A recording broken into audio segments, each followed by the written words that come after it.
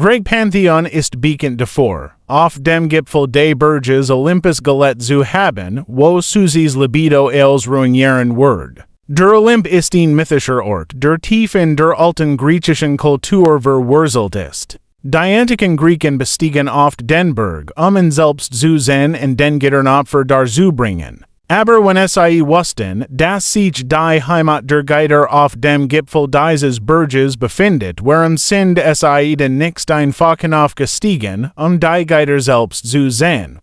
In diesem Video werden wir uns die Legenden und Mythen den Olymp genauer ansehen. Wir werden erforschen, warum die alten Griechen glaubten, dass die Götter auf diesem heiligen Berg wohnten und wie sie versuchten, mit ihnen in Kontakt zu treten. Wusstest du, dass der Olymp nicht nur ein physischer Ort, sondern auch ein symbolisches Zentrum der göttlichen Macht war? Begleit mich auf dieser spannenden Reise in die Welt der antiken Mythen und erfahre mehr darüber, was die Menschen damals antrieb, diesen mystischen Berg zu erklimmen und ihr Opfer darzubringen. Bleib dran und lass uns gemeinsam in die faszinierende Welt des alten Griechenlands eintauchen. Also, haben die Griechen tatsächlich den Berg bestiegen? Ja, ständig. Auf den zahlreichen Gipfeln des Olymp wurden viele Schnitzereien und Opfergaben und die Götter gefunden, besonders zu Geschichten. Viele Schriftsteller, sowohl römische als auch griechisch, berichten von den regelmäßigen Pilgerreisen auf den Berg.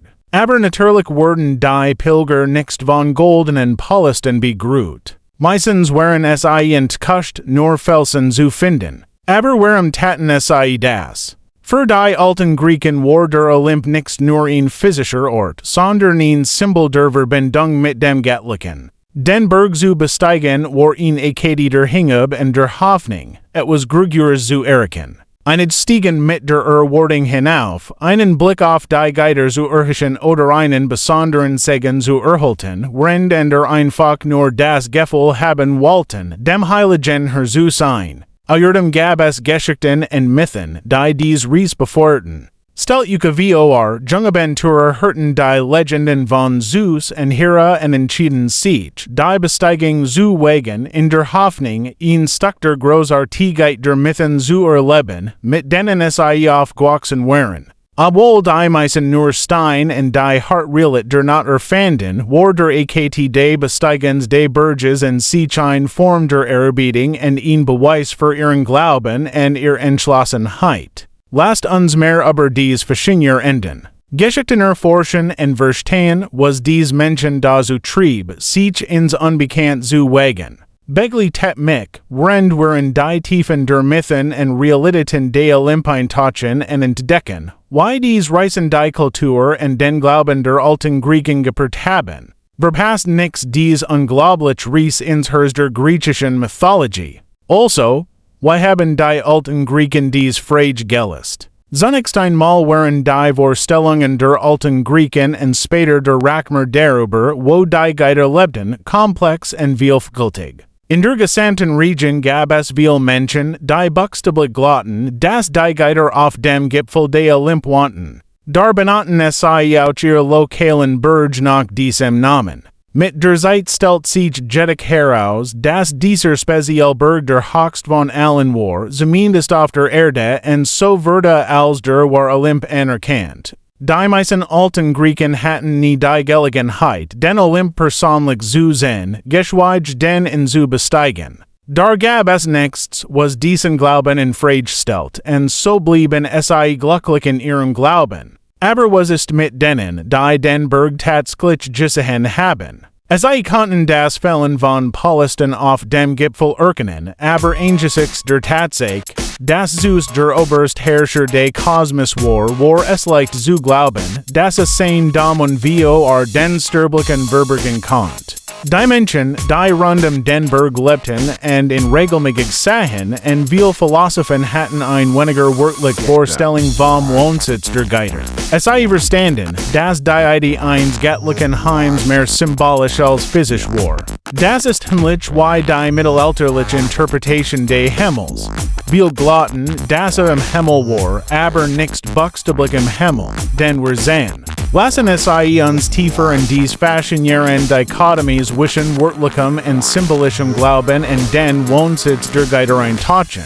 Wir werden sehen, why dies Interpretation die Religion und Philosophie des antiken Griechenlands beeinflussten. Entdecken sei, why dies Mythen und Glaubensvorstellungen das Weltbild der Griechen und Rakmer prägten und why sei mit dem Nebeneinander von Glauben und Realit umgingen.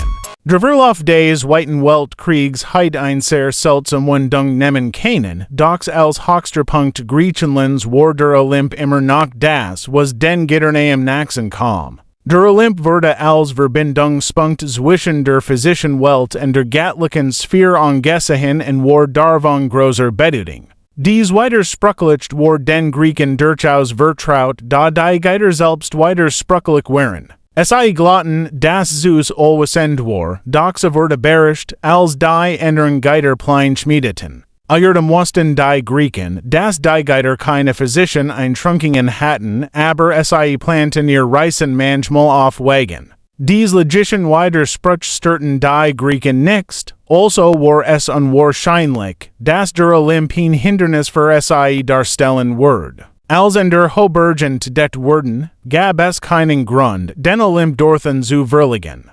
Es wurde einfach akzeptiert, dass Griechenland etwas Besonderes war, weil das Pantheon kaum in Persien verweilen würde. Ich hoffe, dass Ihnen dies Episode gefallen hat. Im besonderer Dank an meine Unterstützer. Wenn Ihnen das Video gefallen hat, vergessen es nicht, es zu liken, meinen Kanal zu abonnieren und es mit Ihren Freunden zu teilen. Auf dies Weise verpassen es keine unserer spannenden Reisen in die Welt der antiken Mythen und Geschichten. Bis zum nächsten Mal und danke fürs Zuschauen.